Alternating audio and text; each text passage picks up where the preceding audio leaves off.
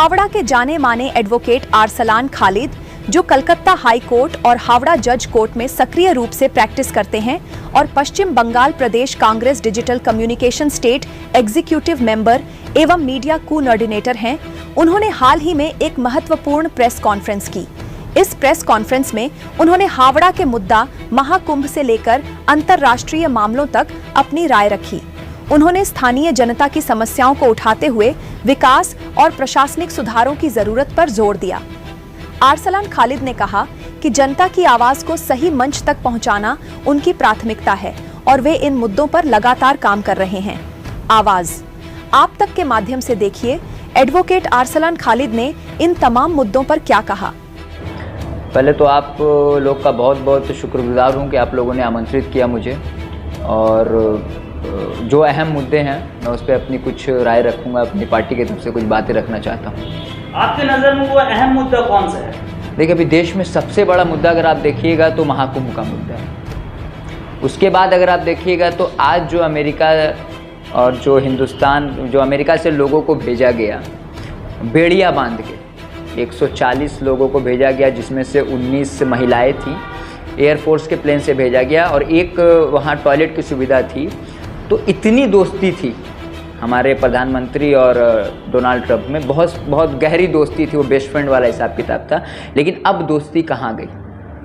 हिंदुस्तान के आवाम को इस तरीके से बेइज्जत करवा रहे हैं हमारे प्रधानमंत्री जी, उनका एक शब्द नहीं आया।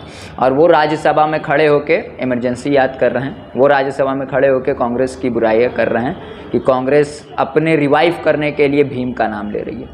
कांग्रेस भीम का नाम नहीं ले रही है।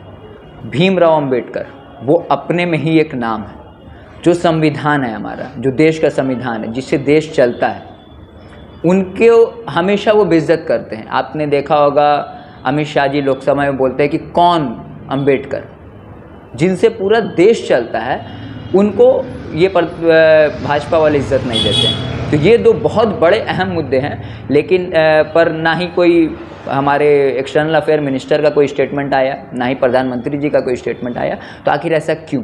क्या छुपाना चाह रहे हैं? और आपकी दोस्ती कहाँ गई मोदी जी? थोड़ा जवाब दीजिए आप।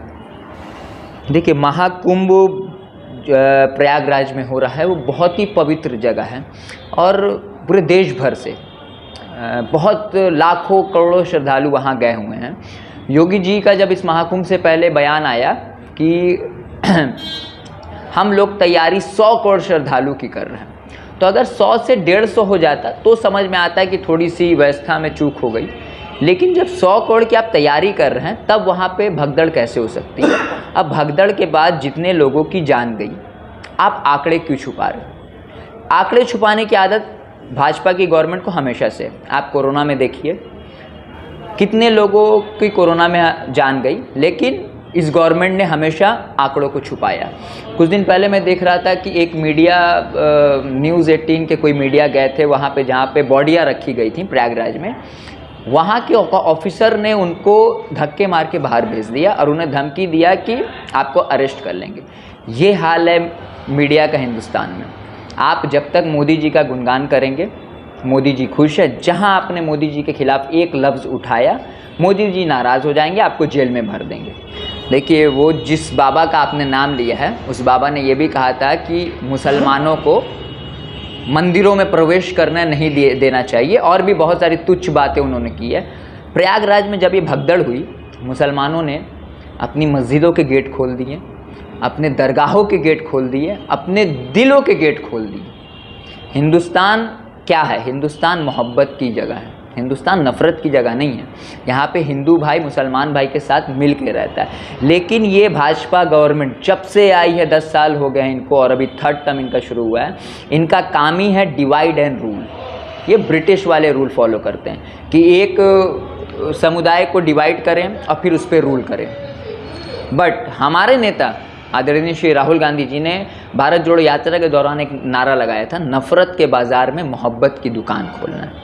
तो ये नारा अब लोगों के समझ में आ रहा है कि इतनी नफ़रत घोल दी गई है हमारे देश के जनता के बीच में कि अब जनता भी समझ चुकी है कि इस नफ़रतों से ये देश नहीं चलने वाला। देश चलेगा तो मोहब्बत से चलेगा।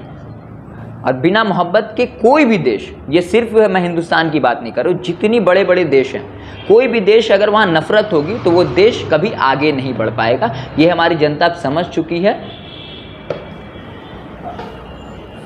देखिए, कॉरपोरेशन इलेक्शन लोगों का ना वोट का अधिकार छीना चाह रही है, क्योंकि अगर आप इलेक्शन नहीं करवा रहे हैं तो एक डेमोक्रेटिक राइट जो होती है लोगों की वोट देने की, अपनी रिप्रेजेंटेटिव को चुनने की, वो हक आप छीन रहे हैं। तो हावड़ा में जो अब हालात आज है ना, बहुत बद से बदतर होते जा रहे हैं। आप देखिएगा रोड्स के हालात वही हैं, और आपको देखिएगा कचरा कहीं भी फेंक दिया जा रहा है। यहाँ पे सांसद भी टीएमसी का है, विधायक भी टीएमसी का है, यहाँ पे आपको जितने काउंसिलर हैं मोस्टली टीएमसी के हैं, बगल में नबन्नो है। ममता बनर्जी आती जाती रहती हैं, लेकिन इन सब चीज़ों पे यहाँ ध्यान नहीं दिया जा रहा है और जनता यहाँ बहुत परेशान है। मोहल्लों में पानी की किल्लत है, जहाँ पे घनी आबादी है वहाँ पानी की किल्लत है। मगर यहाँ के जो कॉर्पोरेशन के चेयरमैन हैं उनका कहना है कि हम लोग कंटिन्यू कुछ ना कुछ डेवलपमेंट करते जा रहे हैं। क्या उस बारे में आप क्या कहें? क्या डेवलपमेंट कर रहे हैं मैं बता रहा हूँ। कल मैं बहुत दूर नहीं, ये मैं आपको बता रहा हूँ, मैं नबन्नो के बहुत अराउंड 500 मीटर दूर में मैं नॉर्मल टहल रहा था शाम में। मैंने 3 जगह देखा, तीनों जगह इतना कचरा फेंका हुआ है और उसके जस्ट सामने घनी आबादी है। वहाँ बच्चे खेल रहे हैं, वहाँ बच्चे लोग रह रहे हैं। वो उससे जो महक है ना, वो इतनी गंदी महक है, मच्छर लग रहे हैं, बीमारियाँ हो रही हैं। तो ये काम कर रहे हैं। तो हावड़ा कॉरपोरेशन के चेयरमैन हो या केएमसी के चेयरमैन हो या खुद ममता बनर्जी हो, ये सिर्फ बोली के हैं, करना कुछ नहीं है इनको। करना बस अपने बस वोट के टाइम आ जाएंगे ये लोग, बस नेता बन के आएंगे और वोट लेके चले जाएंगे। उसके बाद पूछने भी नहीं आएंगे कि जनता किस हाल में जी रही है। अरे कुछ दिन पहले देखा गया कि यहाँ के जो एमपी प्रसून बनर्जी, वो उलबेरिया में जाके एक बयान देते हैं कि मुझे हावड़ा डिस्ट्रिक्ट छोड़ के मैं उलबेरिया में आके अर्बन एरिया में काम करना चाहता हूँ। उस मुद्दे पे आप क्या कहना चाहते हैं?